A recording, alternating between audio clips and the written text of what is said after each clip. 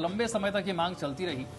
केंद्र सरकार कहती तो थी लेकिन चुनाव करवा नहीं पाई। सुप्रीम कोर्ट से जब ऑर्डर आया तो मजबूरी में चुनाव करवाना पड़ा।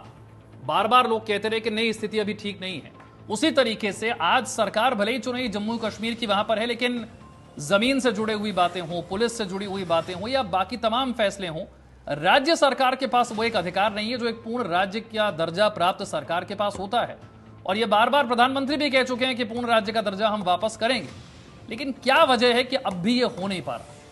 नहीं विशाल जी, देखिए दो तीन चीजें हैं। हम तो अभी आपके टीवी चैनल ने प्रधानमंत्री जी के बयान का उल्लेख किया 2024 के सितंबर का, जो उन्होंने श्रीनगर में दिया था। उससे पहले भुवनेश्वर में उन्होंने 2024 में ही बयान दिया था कि भाई हम जम्मू कश्मीर को पूर्ण राज्य का दर्जा दिलाएंगे।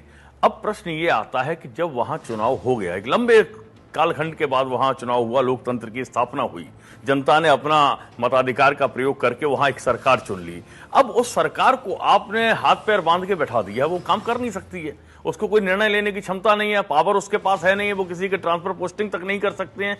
एक व्यक्ति उस पूरे लोकतंत्र, पूरे जनादेश के ऊपर भारी है, जो आपका लेफ्टिनेंट गवर्नर है, वहां पे वो फैसले लेंगे, वो सारी चीजें करेंगे। तो वहां लोकतंत्र का, जनतंत्र का मजाक नहीं है तो क्या है? अब सरकार की जिम्मेदारी बनती है। और चूंकि सुप्रीम कोर्ट का जो निर्णय था, उस आदेश के अनुपालन में वहां चुनाव कराए गए थे, और सुप्रीम कोर्ट में आपने हलफनामे में दिया हुआ है अपने लिखित में कि भाई हम जल्दी से जल्दी वहां पर पूर्ण राज्य का दर्जा बहाल करेंगे। 370 जब आपने हटाने की बात कही, उस समय भी आपने वहां लिखित में दिया कि भाई हम इसको बहाल करेंगे और पूर्ण राज्य रहेगा जम्मू कश्मीर।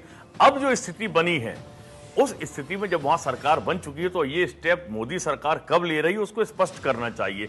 दूसरी चीज आती है कि इसी तरीके से जैसे छठी अनुसूची में शामिल करने की बात की जा रही है लद्दाख को, तो निश्चित तौर पर वहां की देखिए अपनी संस्कृति है, अपना कल्चर है, वहां के लोगों की अपनी एक लाइफस्टाइल है, उसको संरक्षित करना, पोषित करने की जिम्मेदारी होती है, वो लोकतांत्रिक व्यवस्था की होती है। तो मैं समझता हूं उस राज्य को शामिल किया जाना चाहिए, जिससे कि वहां की सरकार अपना स्थानीय जिले गठित कर सके, वहां की पंचायतें गठित कर सके, स्थानीय प्रशासन छोटी छोटी चीजें कर सके, तो ये नगरीय निकाय बना सके। इस तरीके की व्यवस्था करने के लिए इसमें तो कहीं कोई दिक्कत आनी नहीं चाहिए लद्दाख के मामले में। लेकिन जम्मू कश्मीर के मामले में मैं समझता हूं कि मोदी सरकार को अब अपने किए हुए वादों पर अमल कर लेने की जरूरत है।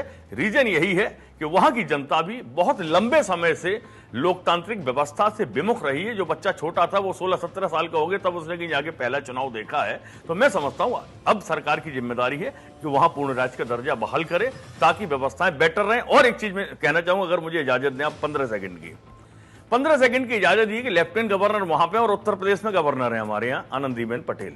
हमने एक गवर्नर वो भी देखे थे 2012 से 2017 के बीच के, जो श्री राम नाईक जी हुआ करते थे। हर तीसरे चौथे दिन उनका कानून व्यवस्था के ऊपर एक बड़ा कमेंट आता था, बड़ा स्टेटमेंट आता था। पिछले 2 साल से तो मुझे कोई दिखाई नहीं दे रहा कि हमारे प्रदेश में, उत्तर प्रदेश में कोई राज्यपाल भी हैं जो कुछ कमेंट करें, कोई अच्छे का ही बोल दें। और क्या कानून व्यवस्था चल रही है, क्या अनएम्प्लॉयमेंट की स्थिति है, कुछ नहीं कोई बोलना चाह रहा है। तो ऐसे लोकतंत्र में, इस तरीके की व्यवस्था में आप देश को कैसे आगे ले जा सकते हैं, एक बड़ा सवाल है। ठीक है प्रमोद जी।